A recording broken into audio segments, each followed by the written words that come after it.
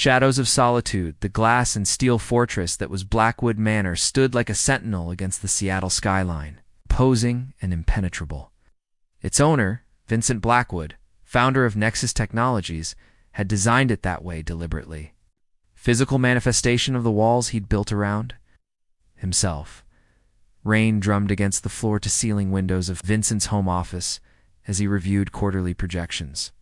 At 42, he had amassed a fortune that most could only dream of, but the empire had come at a cost.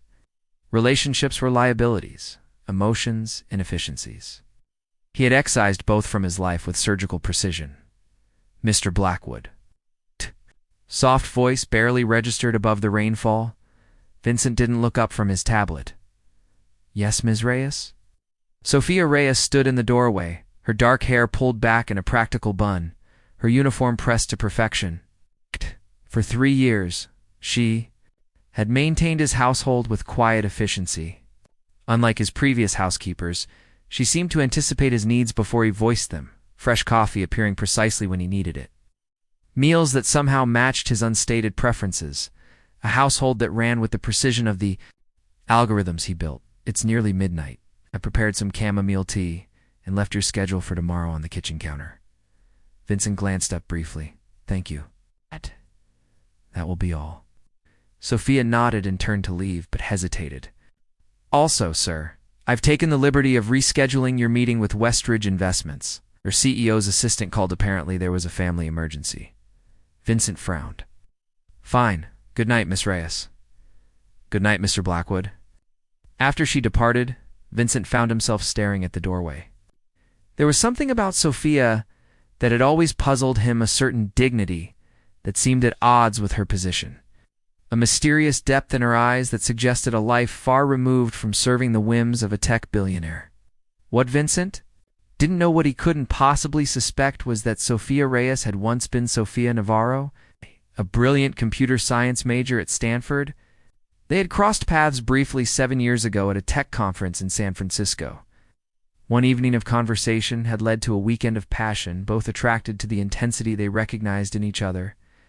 She had seen in him not just ambition, but possibility. He had glimpsed in her a rare intellectual equal. Then opportunity had called him away, an acquisition in Tokyo that couldn't wait. He'd left a brief note, a promise to call that had dissolved in the whirlwind of his expanding empire. He never knew that their brief connection had consequences. Now, Sophia slipped into her modest quarters in the east wing of the mansion. She removed her lock at the one personal item she allowed herself while on duty, and opened it to reveal the face of her 6-year-old daughter, Camila. Soon, mi vida, she whispered to the photograph. Just a little longer. She had never intended to work for Vincent. But when financial disaster struck, when her small tech startup collapsed and medical bills for Camila's asthma mounted, she had made the calculated decision to seek employment from the one person whose resources could provide stability for her daughter. Vincent Blackwood had never recognized her. The earnest grad student and the reserved housekeeper might as well have been different people. Sophia had never planned to tell him about Camila. Pride and practicality had sealed her lips. But lately, watching him drift through his empty palace, she had begun to wonder if the truth might offer both of them something they were missing. Tomorrow, perhaps she would find the courage to speak. Tomorrow, she might bridge the chasm between them with the truth, but tomorrow would bring storms of its own. Whispers and misunderstandings, morning routine, never varied black coffee at precisely 6:15 a.m., protein smoothie at 6:45, and a review of Asian market closings by 7 o'clock. But this Thursday broke pattern when he descended to the kitchen. Earlier than usual, troubled by a restless night, he paused at the threshold, hearing Sophia's voice coming from the pantry. She was speaking softly in Spanish, a rarity, as she typically maintained professional English in his presence. Te amo con todo mi corazón, she whispered, her voice carrying an emotional weight he'd never heard before. Eres mi mundo entero. Vincent's rudimentary Spanish was enough to recognize declarations of love. Uncomfortable? He cleared his throat loudly as he entered. Sophia emerged, quickly tucking something into her pocket. Was that a flush on her cheeks? Mr. Blackwood, you're up early? Would you like your coffee now? Who were you speaking to? The question escaped before Vincent could consider its propriety. Sophia hesitated, her composure faltering momentarily. It's just a personal call. During working hours, Vincent's voice carried an edge that surprised even him. Why did the thought of Sophia's private life suddenly bother him? I believe our contract specifies personal calls are restricted to break periods. Of course, it won't happen again. Her voice was measured, but something flickered in her eyes not fear, but disappointment. Throughout the day, Vincent found himself distracted. During a video conference with investors, his mind drifted to Sophia's whispered endearments. By evening, an irrational irritation had taken root. Hadn't he provided generous compensation, comfortable quarters, even funded her mysterious family? Emergency last year? The idea that she was emotionally invested elsewhere felt like a betrayal of their unspoken arrangement. When he returned from a late dinner with clients, Vincent found Sophia in his study, dusting his bookshelves. "I heard you again," he said without preamble. "On your phone in the garden, the same ... sentiments?" Sophia stilled, her hand freezing mid, reached toward a first edition Hemingway. "I apologize if my personal conversations disturbed you." "Not disturbance. It's propriety." Vincent approached, noting how she straightened her shoulders. "I've noticed changes, Ms. Reyes. Extended breaks, items disappearing from the pantry. Now these calls. I've never taken anything without 3 personal days last month alone." Vincent cut her off. "Your performance is slipping. Wonder if perhaps your ... attachments are interfering with your duties." Sophia turned to face him fully, her professional mask slipping. "My personal life has never affected my work here, hasn't it?" Vincent gestured toward his desk. "The Johnson file was misplaced yesterday. The catering for next week's board meeting was confirmed for the wrong date." "Those were mistakes, yes, but I don't tolerate mistakes, Ms. Reyes. You know this." Vincent felt a strange surge of something like jealousy, though he would never have named it such. "Perhaps your priorities have shifted." Sophia's eyes widened, then narrowed. For the first time, he saw genuine anger in her expression. "My priorities have always been clear, Mr. Blackwood. If that's true, then explain these secretive phone calls. Explain why I found you crying in the laundry room last week." The accusation hung between them. Sophia's hand moved unconsciously to her pocket to the locket, though Vincent didn't. "Know that. That's my private business. Not when it affects your work in my home." A tense silence stretched between them. Finally, Sophia spoke, her voice quiet but firm. "Would you like my resignation, Mr. Blackwood?" The question caught Vincent off guard. He had intended to reprimand her, not lose her. But pride and wounded feelings he refused to acknowledge propelled his next words. 2 weeks' notice, as per your contract." Something broke in Sophia's expression, not just anger or hurt, but a profound disappointment. "No need for the notice period. I'll be gone by morning."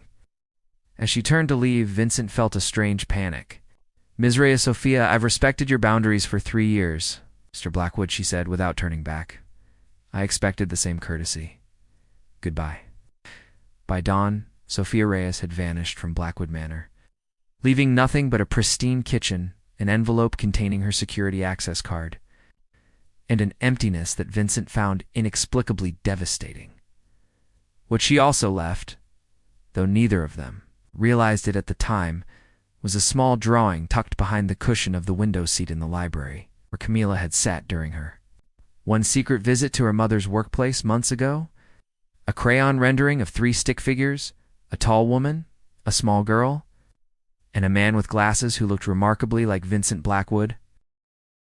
Revelations in retrospect, 3 months after Sophia's departure, Vincent's carefully ordered world had begun to unravel. His new housekeeper, Mrs. Thornton, was perfectly competent, but lacked the intuitive understanding that had made Sophia indispensable. He found himself irritated by the smallest deviations from routines Sophia had established: coffee served too hot, shirts pressed with a center crease instead of to the side, fresh flowers in colors that somehow felt wrong. "You're brooding again," observed Eleanor Whitman, Vincent's longtime attorney, and the closest thing he had to a friend.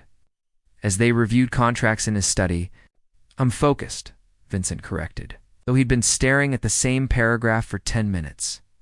Eleanor closed her portfolio. "You fired your housekeeper, not divorced your wife. This level of moping is excessive." "I don't mope." "Fine. This level of productivity decline, correlated with personnel changes, is concerning." Eleanor studied him. "What really happened with Ms. Reyes?" Vincent sighed. "A miscommunication. Must have been quite the miscommunication for you to fire someone who ran your life more efficiently than your executive assistant." Before Vincent could respond, Mrs. Thornton appeared with a stack of mail. "These were misdelivered to the neighbor's box," she explained, placing them on his desk. After Eleanor departed, Vincent sorted through the envelopes, mostly business correspondence forwarded from his office. At the bottom of the pile was a slim package addressed to Sophia Reyes, postmarked 2 months ago. He turned it over in his hands, noting the return address, Westside Elementary School. Propriety dictated he should forward it to her if he knew where she had gone. Curiosity, however, led him to open the unsealed envelope. Inside was a child's report card for Camila Navarro Reyes. Grade 1 with exemplary marks in mathematics and science, along with a handwritten note. "Ms. Reyes, as discussed in our conference, Camila continues to show exceptional aptitude. We strongly recommend the advanced program. Financial aid forms enclosed." Vincent stared at the report card, particularly at the birth date, November 15th, 2018. His mind calculated rapidly, almost 7 years ago, around the time he'd attended that technology summit in San Francisco. The memory surfaced like a bubble breaking water. Sophia Navarro is a brilliant Stanford graduate student presenting her research on algorithmic ethics. Their passionate weekend. His abrupt departure for Tokyo. "It can't be," he whispered to the empty room. Vincent moved with uncharacteristic urgency to his laptop, searching for Sophia Navarro, Stanford, 2018. The search returned a university publication with a photograph that confirmed his suspicion. A younger Sophia, presenting an award-winning paper on data privacy. The woman he'd known briefly, intensely, and then forgotten in his relentless march toward success. His hands trembling slightly, Vincent pulled up Sophia's employment file. She had applied as Sophia Reyes, her mother's maiden name, he now realized. The gaps in her employment history aligned perfectly with a pregnancy and childbirth. The family emergency last year had coincided with the winter flu season. Perhaps Camila had been ill. Rising abruptly, Vincent crossed to the library window seat where Sophia had sometimes read during her breaks. Acting on intuition, he lifted the cushion and found it a child's drawing wedged into the seam of the antique furniture. 3 figures, a woman with black hair, a small girl, and a man with rectangular glasses wearing what looked like one of his signature gray suits. On the back, in childish handwriting, "Mama, me, and the man from your stories." Vincent sank onto the window seat, the drawing clutched in his hand. All the pieces aligned with devastating clarity. Sophia's mysterious phone calls had been to their daughter. The love she'd expressed wasn't for some unknown partner, but for Camila, his child. A child he had never known existed. A child whose mother he had humiliated and dismissed without a second thought. That night, Vincent did something unprecedented. He canceled all appointments for the following week. Then he called Eleanor. "I need you to find someone," he said without preamble. "And I need to establish a trust fund immediately." "For whom?" Vincent took a deep breath. "My daughter." The Hidden Truth, a cafe where Sophia worked, was called Persephone's Garden, a whimsical establishment on the outskirts of Portland, with mismatched furniture and fairy lights strung across exposed beam ceilings. Vincent felt profoundly out of place in his tailored suit as he sat at a corner table watching Sophia move efficiently between tables. She hadn't noticed him yet. Her hair was different now, shorter, with subtle highlights, and she smiled more freely with customers than she ever had at Blackwood Manor. She looked unburdened. The private investigator's report lay unopened in Vincent's briefcase. He hadn't needed to read beyond the first page, Sophia Reyes ni Navarro and Camila Navarro Reyes. residing in a two-bedroom apartment above an independent bookstore. Sophia worked 2 jobs morning shifts at the cafe and remote data analysis. For a small tech firm in the afternoons, Camila attended a public elementary school with a strong STEM program. They weren't destitute, but they lived modestly. The investigator had noted that Sophia had never filed for child support, never attempted to contact Vincent after leaving his employment. His thoughts scattered when Sophia finally turned and saw him. The coffee pot in her hand tilted dangerously before she steadied it. After a moment's hesitation, she approached his table. "Mr. Blackwood," she said, her voice neutral. "This is... unexpected, Vincent," he corrected quietly. "Please." She poured coffee without asking if he wanted any. "How did you find me? That's not important." Vincent met her gaze directly. "I know about Camila." Oh.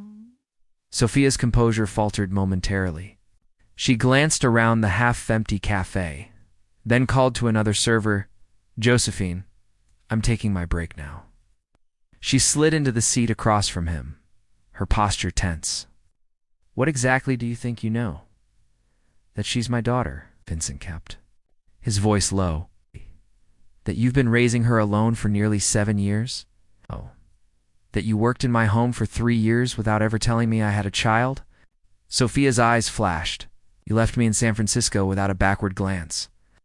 When I discovered I was pregnant, I tried to reach you. Your assistant said you were unavailable for personal matters and blocked my number." Vincent winced.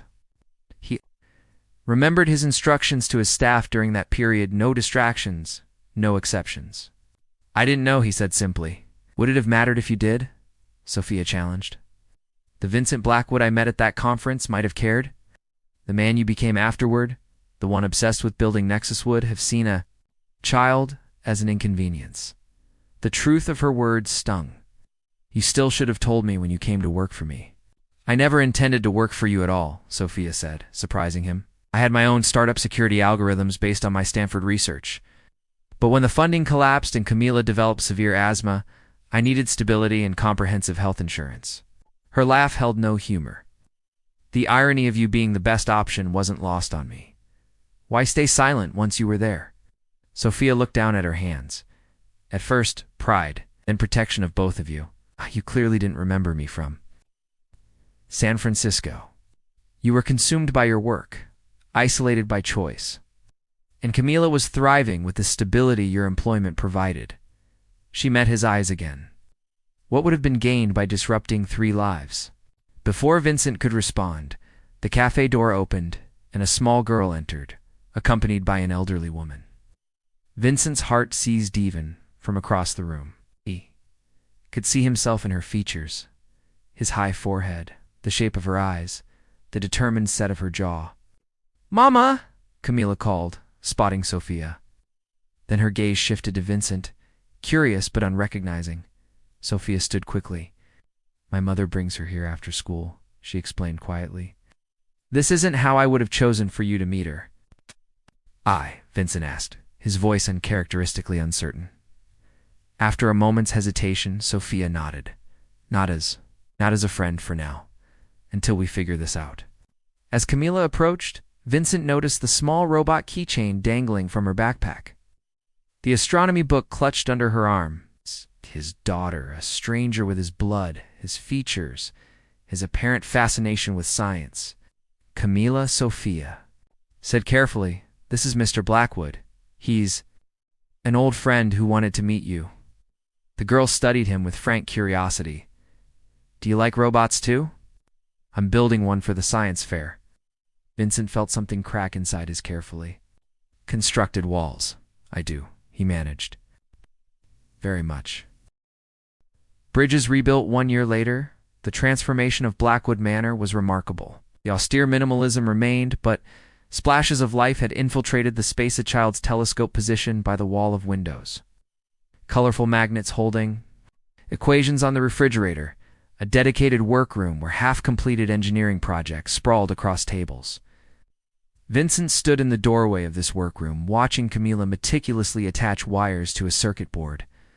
At 8, she showed a technical aptitude that both impressed and humbled him. Their relationship had developed slowly, cautiously weekend visits evolving into overnight stays, careful conversations growing into enthusiastic debates about the ethics of artificial intelligence and whether Mars or Europa would be a better candidate for colonization. "You're hovering again," Sophia remarked, appearing beside him with 2 cups of coffee. Vincent accepted one gratefully. "I'm observing." "There's a difference, ma'am."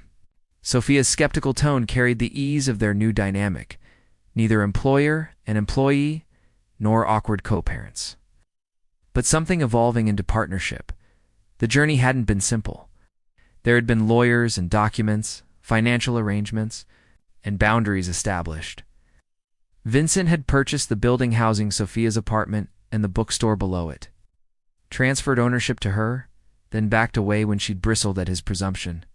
He'd learned, was still learning, that his preferred method of solving problems with money and efficiency didn't always apply to matters of the heart. Sophia had challenges of her own to navigate. Her fierce independence warred with the practical benefits of Vincent's involvement in Camila's life. She had insisted on maintaining her jobs initially, gradually transitioning to consulting work that respected her brilliant mind while giving her flexibility. Now she directed a foundation Vincent had established to increase diversity in tech. Education, her vision, his resources, their shared belief in creating opportunity. "Dad," Camila called from her workbench, "can you help me with this servo motor? It's not responding to the programming." The word "dad," still new enough to send a wave of emotion through Vincent each time, propelled him into the room. He pulled up a stool beside his daughter, examining her work. "Mere code," he requested, and together they bent over her tablet, discussing optimization and power allocation. From the doorway, Sophia watched them, the matching furrow of concentration between their brows, the identical way they tilted their heads when considering a problem. The sight still caught her breath sometimes. Later that evening, after Camila had gone to bed in her newly decorated room, space-themed, with glow-in-the-dark constellations across the ceiling, Vincent and Sophia sat in the kitchen, reviewing plans for the Foundation's upcoming STEM workshop for girls. "The space at Westside Elementary is confirmed," Sophia noted, scrolling through her tablet. "We've got 25 participants registered," Vincent nodded, but his attention had drifted to the photograph now prominently displayed on the refrigerator Camila. Between them, at her science fair, all 3 smiling, an impromptu family portrait. "What are you thinking?" Sophia asked, noticing his distraction. "That I almost missed this," he admitted. "It hadn't come to work for me if I hadn't found that drawing, ... Sophia set down her tablet. "I've wondered about that myself. But I think perhaps we needed that time you to realize what was missing from your life, me to build my strength independently." "Still," Vincent said, reaching across the table to take her hand, "I regret the years lost." "We're not defined by our mistakes, Vincent," Sophia replied, echoing words she had once overheard him tell Camila after a failed robotics experiment. "We're defined by how we rectify them." The truth of this resonated between them, blazed their path. Forward wasn't conventional. They were still negotiating the complexity of co-parenting while exploring their rekindled connection, still balancing autonomy with partnership. But the foundation was stronger now, built on honesty and shared purpose rather than pride or misconception. Outside, Seattle's persistent rain drummed against the windows. But inside Blackwood Manor, once a monument to isolation, the warmth of newfound family kept the shadows at bay. Vincent, who had spent a lifetime believing vulnerability was weakness, had discovered that his greatest strength came from opening himself to the love of the daughter he never knew he needed, and the woman who had found the courage to build a bridge across the chasm of their past. In the morning, there would be pancakes shaped like robots, science homework to review, and foundation proposals to finalize. There would be challenges and adjustments, boundaries to respect, and new traditions to establish. Quiet kitchen of a home, finally worthy of its name. 2 people who had once been strangers, then adversaries, sat with their fingers intertwined, planning not just programs and workshops, but a shared future neither had dared to imagine possible.